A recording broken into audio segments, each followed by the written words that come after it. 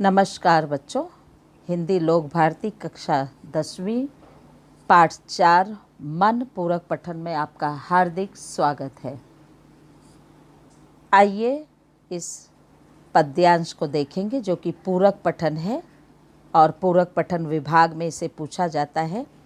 सर्वप्रथम हम ये बता दें कि पूरक पठन में जो भी पद्य पूछा जाता है उसमें आपको सेल्फ रिस्पॉन्स के प्रश्न पूछे जाते हैं। उनमें कविताओं के भावार्थ नहीं आते, लेकिन कविता पर, काव्य पर आधारित ऐसे सामान्य प्रश्न पूछे जाएंगे जो कि जिसके ऊपर आपको लिखना होता है। चलिए सर्वप्रथम कवि विकास परिहार जी का परिचय हम देखते हैं। अपनी अपनी टेक्स्ट बुक पेज नंबर 15 पर आप देखेंगे परिचय। जन्म 1983, गुना, मध्य प्रदेश। परिचय: विकास परिहार ने 2000 से 2006 तक भारतीय वायुसेना को अपनी सेवाएं दीं। फिर पत्रकारिता के क्षेत्र में उतरने के बाद रेडियो से जुड़े। साहित्य में विशेष रुचि होने के कारण आप नाट्य गतिविधियों से भी जुड़े हुए हैं।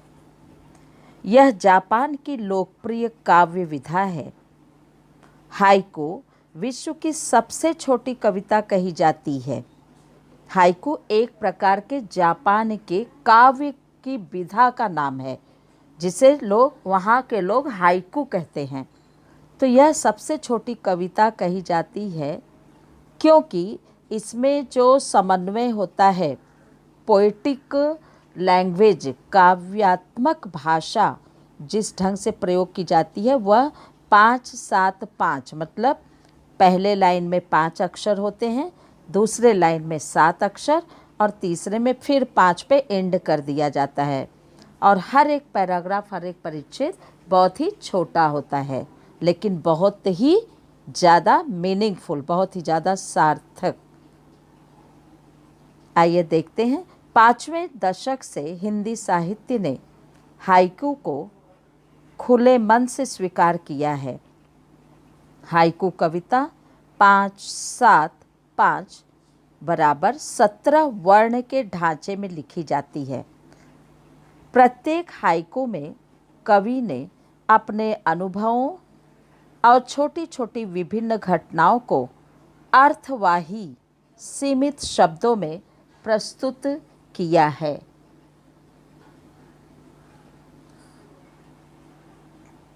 पाठ 4 पूरक पठन मन। आइए कविता देखते हैं। पहले, घना अंधेरा चमकता प्रकाश और अधिक, करते जाओ पाने की मत सोचो जीवन सारा। जीवन नैया मझधार में डोले संभाले कौन। रंग बिरंगे रंग संग लेकर आया फागुन। कांटों के बीच खिलखिलाता फूल देता प्रेरणा। भीतरी कुंठा आँखों के द्वार से आई बाहर। खारे जल से धुल गए विषाद मन पावन। मृत्यु को जीना जीवन विष पीना है जिजी विषा। यहाँ पर विकास परिहार जी ने जीवन की यथार्थता को व्यक्त करने का प्रयास किया है कि उनका यह प्रयास है कि अगर हम जीवन की वास्तविकता से वाकिफ़ हो गए या हमें यह जानकारी हो गई कि जीवन का असली उद्देश्य क्या है, हमारा मकसद क्या है, यह जीवन जीना तब ही सफल कब माना जाता है। अगर हम इस बात से अवगत हो गए तो दुनिया की कोई भी ताकत हमें आगे बढ़ने से नहीं रोक सकती और हमें पीछे नहीं कर सकती है। चलिए देखते हैं। फर्स्ट पैराग्राफ, घना अंधेरा चमकता प्रकाश और अधिक। कवि परिहार जी कहते हैं, कि कितना भी घना अंधेरा हो,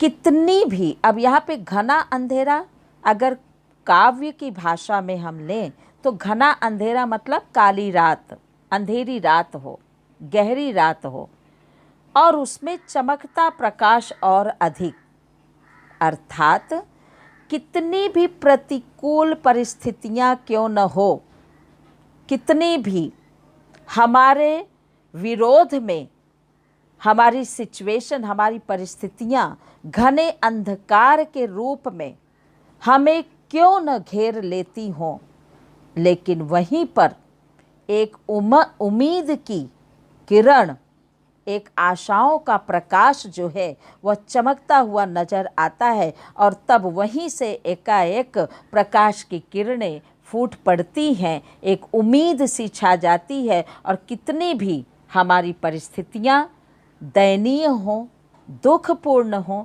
लेकिन हम उसका सामना हंसी खुशी से मात्र उस एकाएक उम्मीद की प्रकाश की किरणों के सहारे कर लेते हैं। आइए दूसरे पैराग्राफ पे हम चलते हैं। करते आओ, पाने की मत सोचो, जीवन सारा। जीवन भर जो है हमें कर्म ही करते जाना है, फल की चिंता नहीं करनी है, क्योंकि हमें कर्म करने के लिए ईश्वर ने मनुष्य का जन्म दिया है। जीवन भर काम करना है, फल की चिंता नहीं करनी है। यह नहीं सोचना है कि हमें इस कर्म का क्या फल प्राप्त होगा, क्योंकि करना हमारे हाथ में है और करने के लिए ही ईश्वर ने हमें धरती पर भेजा है। आगे अगर हम अच्छे कर्म करते हैं तो उसका फल भी हमें अच्छा ही भोगना पड़ेगा, और अगर हम कर्म में तनिक भी कमी छोड़ते हैं तो उस ढंग से हमें परिणाम भुगतना होगा। इसलिए कवि परिहार जी कहते हैं कि हे मनुष्य, तुम कर्तव्यशील बन जाओ और केवल करने की सोचो। काम तुम्हारा यह उद्देश्य होना चाहिए कि जीवन भर हमें कर्म करना है, हमें केवल करते जाना है, लेकिन बदले में हमें फल पाने की तनिक भी इच्छा व्यक्त नहीं करनी चाहिए, या किसी लालच में आकर के हमें कोई भी कार्य अपने जीवन का नहीं करना चाहिए कि हम यह करेंगे तो हमें इस प्रकार से यह नतीजा मिलेगा। निस्वार्थ सेवा करनी चाहिए। जीवन नैया मझधार में डोले, संभाले कौन।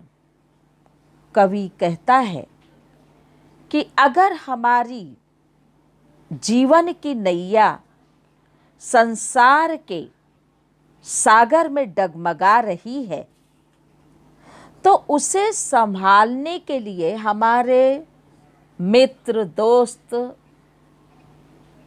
बांधव, बंधु, हमारे सखा, यह कोई भी, हमारे रिश्तेदार, माता पिता, कोई भी उस वक्त हमारा सहारा नहीं होगा, और हमें स्वयं ही अपने उस ऊर्जा शक्ति को बरकरार रख करके हमें स्वयं उसे पार लगाने के लिए प्रयास करना होगा, क्योंकि यह जीवन रूपी नैया अर्थात जीवन में आने वाले जितने भी सुख दुख, उतार चढ़ाव, ऊंच नीच, हर एक मौके को, हर एक अवसर को हमें ही भुगतना है, हमें ही उसका सामना करना है। इसको संभालने के लिए कोई और हमारा सहारा नहीं होगा। इसलिए अपना विल पावर जिसे कहते हैं, हमारा विल पावर यह मजबूत होना चाहिए। कहीं ऐसा न हो कि जीवन के उतार चढ़ाव में हम डगमगा जाएं और अपने आप में हम हार मान करके बैठ जाएं।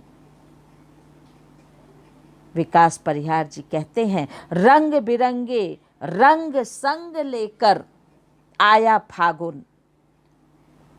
कहीं पर अगर हमारे जीवन में हमारी परिस्थितियों को हमारे प्रतिकूल बना दिया तो वहीं पर फिर अगले ही क्षण कुछ ऐसे मौके आते हैं कि वसंत को लेकर के उमंग उस उल्लास का समय भी आ जाता है।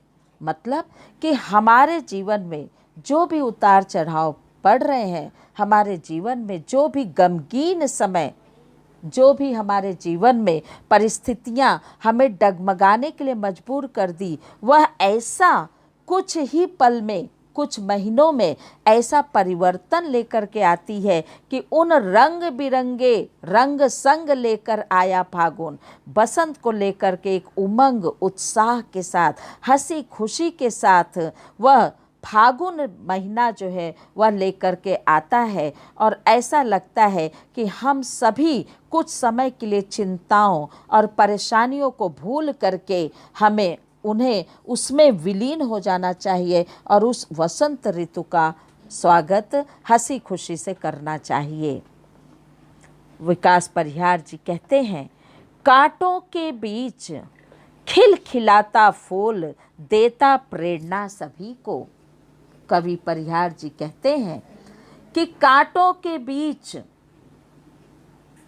खिलखिलाता ऐसा फूल जो कि हर वक्त वह रहता तो है कांटों के बीच में, लेकिन ऐसी बातें वह बताता है कि हमें कितना भी जीवन में कितना भी दुख क्यों न पड़े, कितने ही कांटे क्यों न आए, कितनी ही मुसीबतें क्यों न आए, कितनी परेशानियां क्यों न आए, लेकिन उन परेशानियों को झेलने के साथ साथ, हर समय उसका सामना करने के साथ साथ हमें उस फूल की तरह खिलखिलाता रहना चाहिए जो कि अपना पूरा संपूर्ण जीवन उस कांटों के बीच हर समय देता रहता है। और अपना काम हमें परेशानियों से घबराए बिना करते जाना है। भीतरी कुंठा, भीतरी कुंठा आंखों के द्वार से आई बाहर। कवि परिहार जी कहते हैं, कुंठा मतलब निराशा, भीतरी कुंठा हमारे जीवन में आंखों के द्वार से, हमारे नयन के द्वार से आती बाहर है। हमारे जीवन की जो निराशा है, जो दुख है, जो विपत्ति है, वह आंखों के द्वार से आंसुओं के रूप में बाहर प्रकट होती है। तो इसका मतलब ये नहीं कि जीवन में असफलता मिलने पर ये हम मानते हैं कि असफलता मिलती है तो हमारे मन को घोर निराशा हो जाता है, हमारा मन जो है निराशामय हो जाता है और दुखों का द्वार जो है भंडार गिर पड़ता है। लेकिन ऐसे में भी उन आंसुओं को अपने आँखों से बाहर कर देना चाहिए और फिर से एक नई उम्मीद के साथ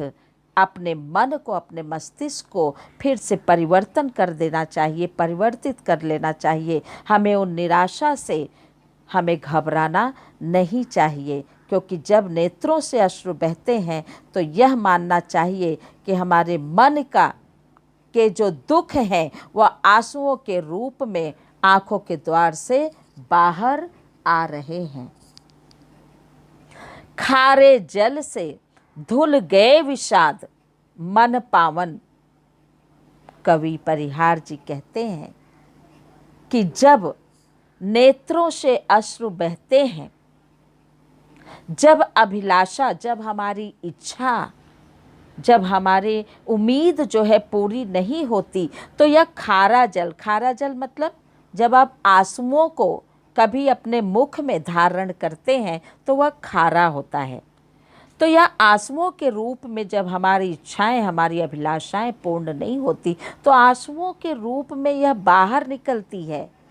और ऐसा समझना चाहिए कि इन आंसुओं के साथ जो खारे जल निकले, उन खारे जल के साथ, नमकीन पानी के साथ हमारे मन का संपूर्ण विषाद, विषाद मतलब जितना भी हमें दुख पहुंचा है, जितना भी खेद पहुंचा है, वह सब कुछ धुल गया और मन जो है, हमारा दिल जो है, हमारा हृदय जो है, वह फिर से पहले की तरह पवित्र हो गया। ऐसा मान करके हमें जीवन में फिर से आगे बढ़ने के लिए तैयार हो जाना चाहिए, खड़े हो जाना चाहिए। कभी भी हमें हार नहीं मानना चाहिए। यह जीवन जो है, यह हार जीत का एक खेल मिचौना है। यह हर समय हमें नहीं भूलना चाहिए। हमें इस उद्देश्य को लेकर के जीवन जीना चाहिए कि मैं नहीं चाहता चिर दुख, मैं नहीं चाहता चिर सुख, मैं तो चाहता हूँ कि जीवन के इस दौड़ में, इस खेल मिचौनी में सुख दुख खोले अपना जीवन तन। मतलब सुख दुख यह बराबर में आते जाते रहना चाहिए। ठीक उसी प्रकार जैसे हम आँख मिचौनी का खेल खेलते हैं। अगर हमारे जीवन में संपूर्ण दुख ही रहा तो सुख का क्या अनुभव होता है यह हम नहीं जान पाएंगे। और हम संपूर्ण जीवन भर सुखी रहे तो दुखी व्यक्ति का क्या अनुभव होना चाहिए यह हम नहीं महसूस कर पाएंगे। इसलिए जीवन में सुख दुख आते रहना चाहिए। आगे बढ़ते हैं। मृत्यु को जीना जीवन विष पीना है जिजीविषा। जिजीविषा मतलब जीने की इच्छा। मृत्यु को जीना हमारे जीवन का अंतिम सत्य है, मानव जीवन का अंतिम सत्य है कि अगर ईश्वर ने हमें जीवन दिया है तो मृत्यु को आना ही आना है। और इस यथार्थ को हम नकार नहीं सकते, हम इसे मिटा नहीं सकते। क्योंकि इस जगत में जब बच्चा जन्म लेता है तो मेरे प्यारे बच्चों, उस बच्चे के जन्म लेने से पूर्व ही विधाता यह तय करके भेजता है उसे इस धरती पर कि हे बालक, तुम जाओ अपना जीवन जियो, अपने कर्म को करो, लेकिन तुम्हारे आने का समय मैं अभी ही निश्चित कर देता हूँ। इस वक्त, इस समय, इतने घंटे, इस वर्ष में तुमको फिर से आ जाना है। तो मृत्यु को जीना, इस कड़वे सत्य को पी करके ही जीना पड़ता है। जीवन विष पीना, यह जीवन रूपी संग्राम में डटे रह करके हमें इस विष को पीना पड़ता है कि हमारे जीवन जीने की इच्छा जो है यह प्रमाण है, यह हमारे जीवन जीने का यह प्रमाण है कि जीवन रूपी संग्राम में डटे रहना ही हमारी जिजीविषा का प्रमाण है। कि हम जानते हैं कि हमें मृत्यु जैसे विष को पीना ही है, लेकिन फिर भी जीवन जीने की इच्छा हम रखते हैं और सारी अभिलाषाओं को और सारी इच्छाओं को हम पूरा करने में अपना तन मन लगा देते हैं। यही सबसे बड़ी इंसानियत है हमारे जीवन की, इस मनुष्य जीवन की। आइए आगे बढ़ते हैं। मन की पीड़ा छाई भन बादल, बरसी आँखें, चलती साथ पटरिया रेल की, फिर भी मौन, सितारे छिपे बादलों की ओट में, सूना आकाश, तुमने दिए जिन गीतों को स्वर, हुए अमर, सागर में भी रहकर मछली प्यासी ही रही। कितनी अच्छी बात कही है विकास परिहार जी ने। आइए देखते हैं। मन की पीड़ा छाई बन बादल, बरसी आंखें। मन की पीड़ा, मन का दुख, जब एक बार दुखी होता है इंसान तो वह कितने गहराई में डूब जाता है, इसका अंदाजा आप नहीं लगा सकते। तो मन की पीड़ा जो है वह गहरी हो जाने पर जब बादल बन करके, अब बादल बनना मतलब आंसू का रूप जब बादल बन जाता है, या बादल जो है ऐसे ले लेता है आंसुओं का रूप, तब वो बरसने लगता है पानी बन करके। किसके जरिए? आँखों के जरिए।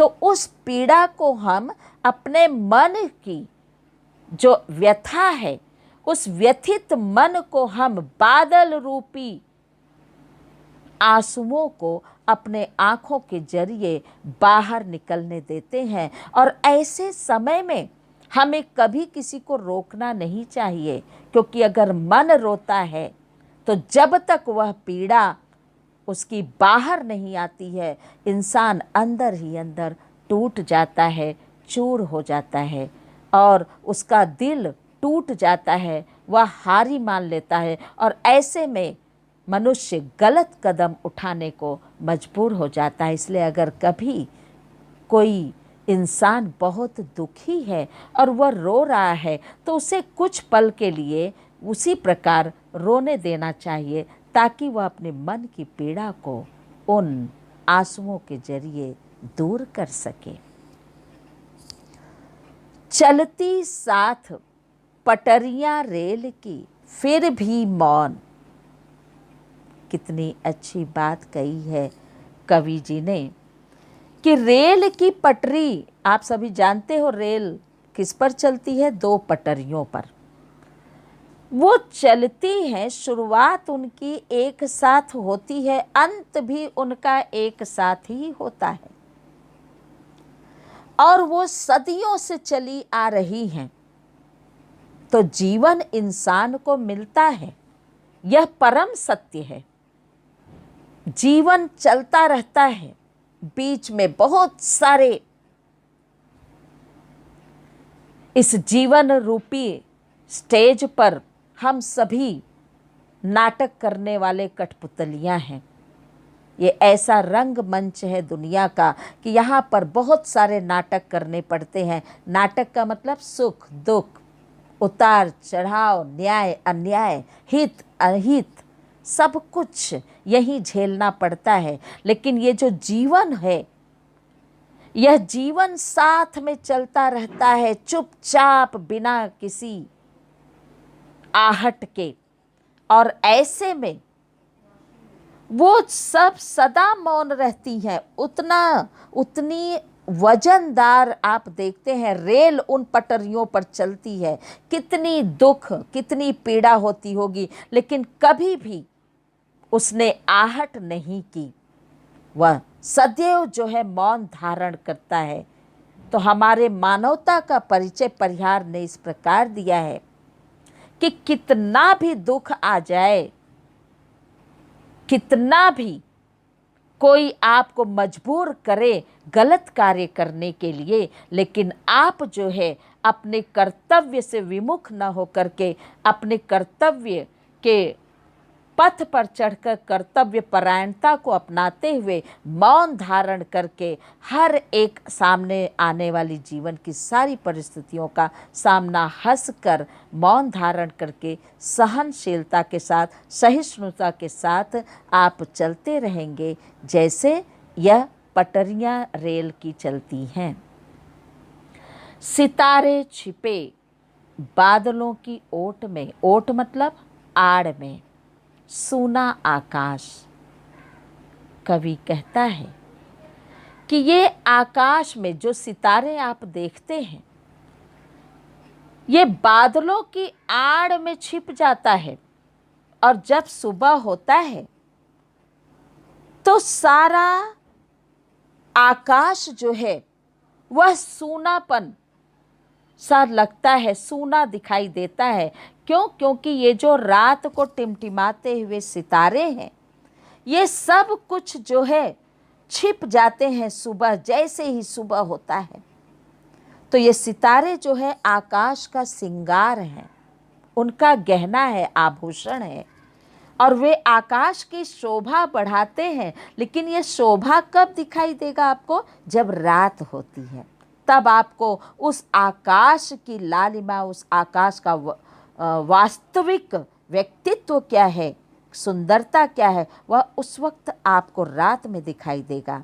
लेकिन जैसे ही सितारे बादलों की आड़ में छिप जाते हैं, सारा आकाश सूना हो जाता है।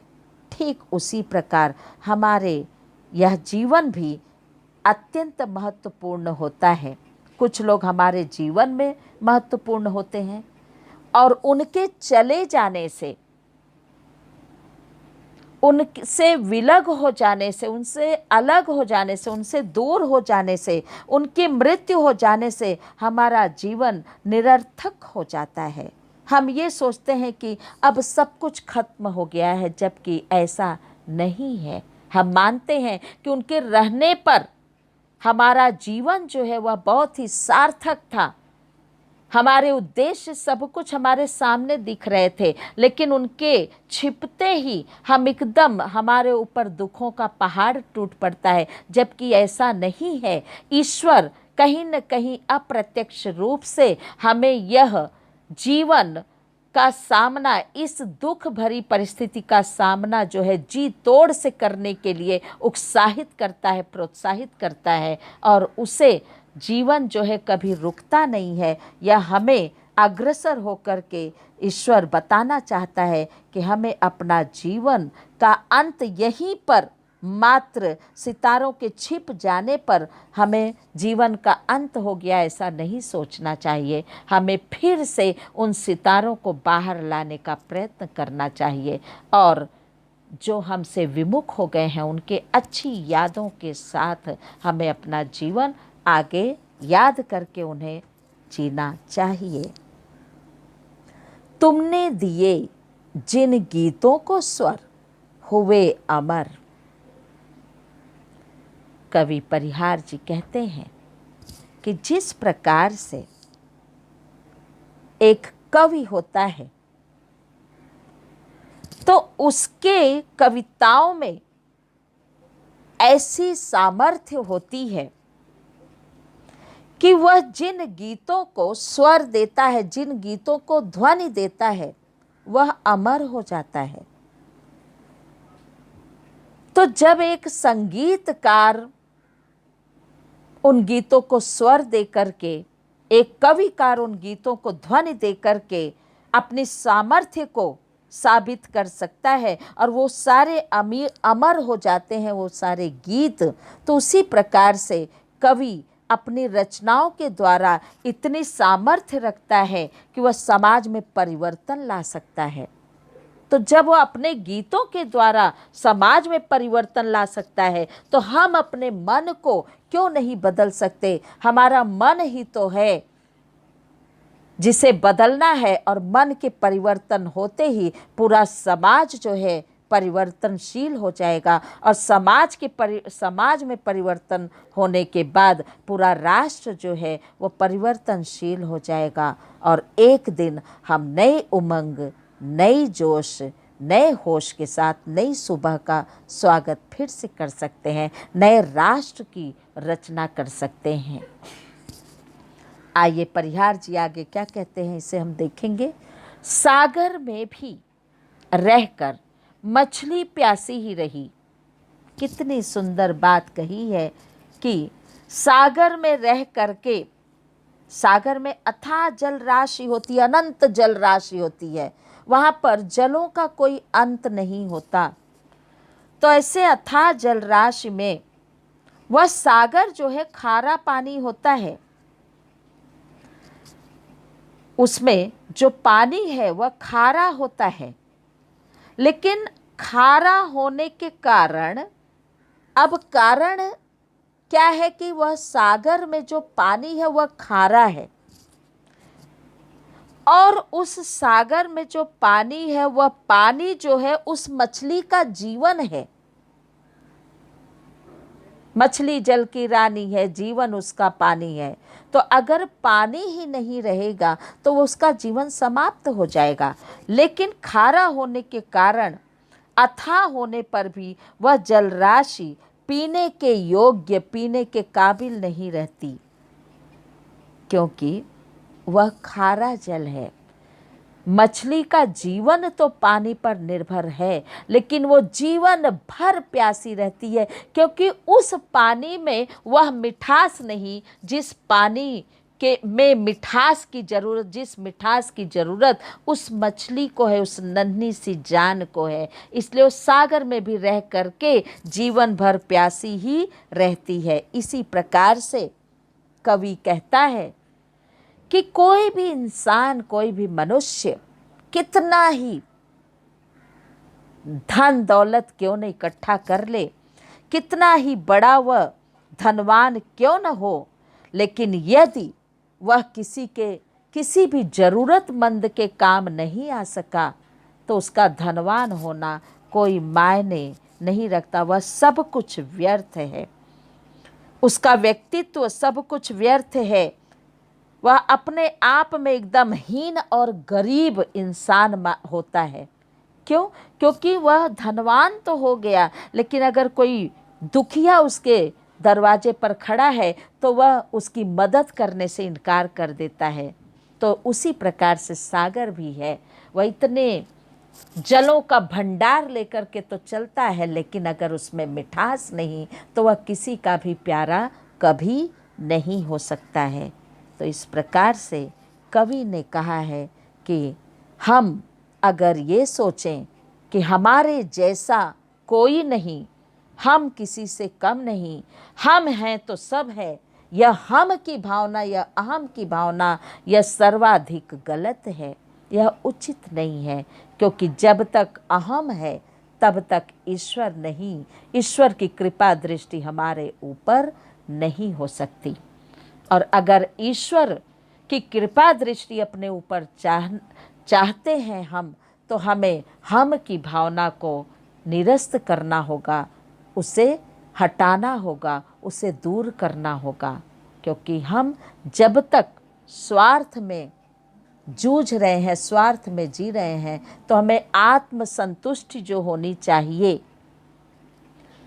जो हमें अंदर से हमें सुख मिलना चाहिए, वह कभी भी नहीं मिलेगा। क्योंकि हमारा मन हर समय बेचैन सा होता रहेगा और पाने की लालसा होती रहेगी। जिंदगी की भाग दौड़ में इतना व्यस्त हो जाएगा कि हमसे ईश्वर दूर होता चला जाएगा।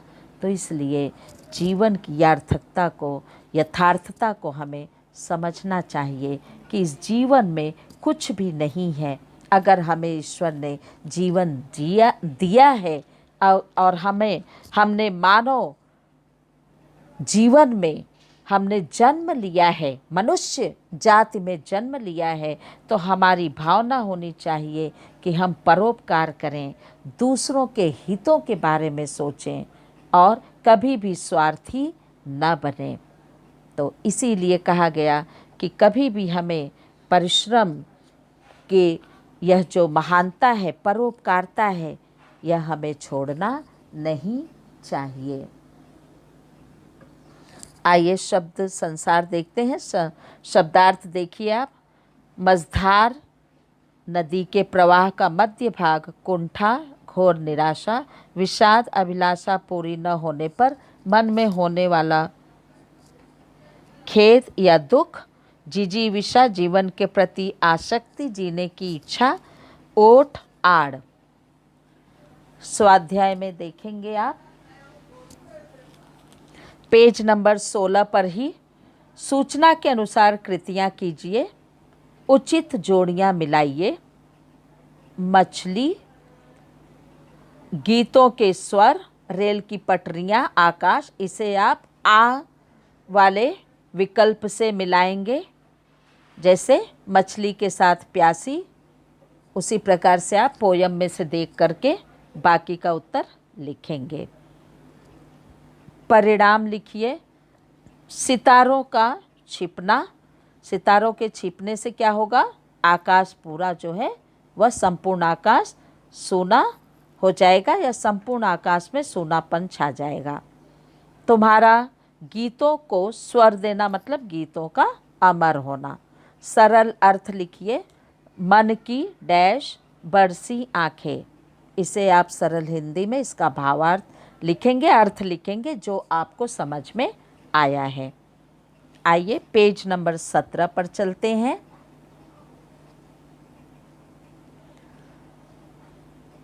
सूचना के अनुसार कृतियां कीजिए। निम्नलिखित हाइकू द्वारा मिलने वाला संदेश करते जाओ, पाने की मत सोचो जीवन सारा। इसका अर्थात हाइकू के द्वारा क्या संदेश हमें मिलता है कि हमें पूरा जीवन काम करते रहना चाहिए। यह नहीं सोचते रहना चाहिए कि हमें कौन क्या और कौन सा फल प्राप्त होगा। दूसरा, भीतरी कुंठा नैनों के द्वार से आई बाहर। जब नेत्रों से अश्रु बहते हैं तो यह समझना चाहिए कि मन की कुंठा नयन रूपी द्वार से बाहर आ रही है। प्रश्न 2, कृति पूर्ण कीजिए। हाइकू में प्रयुक्त महीना और उसकी ऋतु। उत्तर क्या होगा? फागुन और बसंत। उत्तर लिखिए। प्रश्न 3, मझधार में डोले। इसे आपको काव्य में से देख करके लिखना है। प्रश्न 4 भी इसी प्रकार से, निम्नलिखित काव्य पंक्तियों का केंद्रीय भाव स्पष्ट कीजिए। जैसे ऊपर दिया गया है प्रश्न नंबर 1 में हाइकू द्वारा मिलने वाला संदेश, तो उसी प्रकार से आपका केंद्रीय भाव, चलती 7 पटरियां रेल की फिर भी मौन। और दूसरा प्रश्न है, कांटों के बीच खिलखिलाता फूल देता प्रेरणा। तो इसे भी आपको अपने पाठ्य पुस्तक से देख करके लिखना है। आइए अब होमवर्क की तरफ चलते हैं। प्रश्न नंबर 1, प्रश्न नंबर 1, इसे आपको स्वमत लिखना है। जैसा कि हमने शुरू में कह दिया था कि पूरक पठन के जो पद्यांश है उसमें आपको भावार्थ नहीं पूछे जाएंगे, उसमें स्वमत कविता पर आधारित प्रश्न पूछे जाते हैं। जैसे पहला प्रश्न है, श्रम का महत्व, इस पर अपने विचार लिखिए। अब श्रम का महत्व, इस पर अपना विचार लिखना है आपको। आप शुरुआत करेंगे, अपने विचार लिखेंगे। श्रम का महत्व निबंध नहीं लिख देना है, इस पर आप क्या सोचते हैं उसे आप लिखेंगे। जैसे उदाहरण के रूप में हम आपको एक बता रहे हैं कि श्रम का महत्व, इस पर हमारे विचार क्या होंगे। इस प्रकार से आप शुरू करेंगे कि स्वमत जो है आकर्षित होना चाहिए, उसमें मुहावरे का प्रयोग हो, कहावतों का प्रयोग हो, दोहे चौपाई भी आप वहाँ पर प्रयोग कर सकते हैं। शुरुआत करते हैं श्रम का महत्व पर अपने विचार। किसी ने खूब कहा है, कुछ होने का नहीं दुहाई, देने भर से राम की, यह मत भूलो कभी कि मेवे फलते श्रम की डाल में। अर्थात जीवन में श्रम किए बिना कुछ भी नहीं मिलता। रोटी हो, कपड़ा हो या मकान हो, सब कुछ श्रम से ही प्राप्त होता है। श्रम करने वाला व्यक्ति ही अपने जीवन में अपने उद्देश्य को प्राप्त कर सकता है। ऐसे व्यक्तियों को ही परिवार व समाज में सम्मान प्राप्त होता है। विद्यार्थियों को भी परिश्रमी होना चाहिए। मन लगाकर निरंतर अभ्यास करते रहने से विद्यार्थी ज्ञान प्राप्त करते हैं। इससे उन्हें परीक्षाओं में अच्छे अंक प्राप्त होते हैं। उसी ज्ञान का उपयोग कर विद्यार्थी जीवन में सफलता प्राप्त करते हैं। और जो विद्यार्थी आलसी और मेहनत करते हैं तो वो जीवन में सफलता प्राप्त नहीं कर सकते। अर्थात इसीलिए कहा गया कि यह कभी नहीं भूलना चाहिए कि मेवे फलते श्रम की डाल में है। अर्थात जीवन में श्रम का बहुत महत्व होता है। इसी प्रकार से आप परोपकार के संदर्भ में, उसके बारे में, संदर्भ मतलब उसके बारे में अपने विचार लिखेंगे। और उसके बाद संतोष से बढ़कर कोई आप संपत्ति नहीं, इस पर भी अपने विचार लिखेंगे। वही संतोषम परम सुखम, संतोष जब तक नहीं है, सेटिस्फैक्शन नहीं है, तब तक हम इसी प्रकार से अपनी इच्छाओं को पूरा करने में दिन भर लगे रहते हैं। जीवन बीत जाता है लेकिन हमें संतोष जब तक नहीं मिलता तो हमें सुख भी नहीं मिलता है। तो इसलिए जो है आप इस प्रकार से अपने विचार व्यक्त करेंगे। और इसको ध्यान रखिए कि सारे प्रश्न उत्तर, जो भी असाइनमेंट्स, जो भी स्वाध्याय दिए जाते हैं उसे आप अपनी नोटबुक में लिखते रहेंगे, क्योंकि जैसे ही स्कूल खुलेगा हम सभी नोटबुक के चेक करेंगे और सारे प्रश्न उत्तरों को चेक किया जाएगा। तो आप अपना असाइनमेंट जो दिया जाता है, होमवर्क जो दिया जाता है, उसे सुंदर और शुद्ध लेखन का प्रयोग करते हुए साफ और सुंदर अक्षरों में लिखेंगे और पूरा करते जाएंगे। धन्यवाद बच्चे। Stay home, stay safe.